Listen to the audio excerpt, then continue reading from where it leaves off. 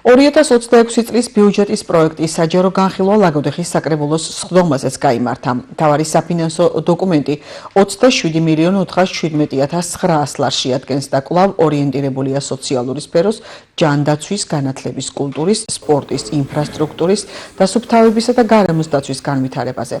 მუნიციპალიტეტის მომავალი წლის ბიუჯეტის პროექტის პარამეტრები საზოგადოებას მერიის საფინანსო სამსახურის უფროსმა გიორგი მანგოშვილმა გააცნო. ბიუჯეტის პროექტის დამტკიცების შესახებ წარმომადგენლობითი ორგანო დეკემბრის ბოლოს იმსჯელებს.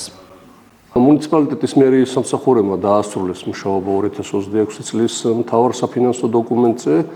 გადაგზავნილია საკრებულოში განსახილველად, შესაბამისი თემატური კომისიებში მიმდინარეობს მსჯელობა, ჩატარდა საჯარო განხილვაც, გათვალისწინებული იქნება ყველა ის შენიშვნა, რაც საკრებულოს წარმომადგენლებს იქნებათ. ბიუჯეტი განსაზღვრულია 27.417.000 ლარით. თავდაპირველი პრიორიტეტებს წარმოადგენს მომდევნო წელშიც საგზაო ინფრასტრუქტურის მოწყობა და ზოგადად ინფრასტრუქტურის განვითარება, რომელზეც 8.5 მილიონ ლარზე მეტი დაიხარჯება და ასევე მნიშვნელოვანია მოქალაქეების ჯანდაცვისა და სოციალური პროგრამებით მომსახურება, რომელზეც 2 მილიონ ლარზე მეტია გათვალისწინებული ბიუჯეტში.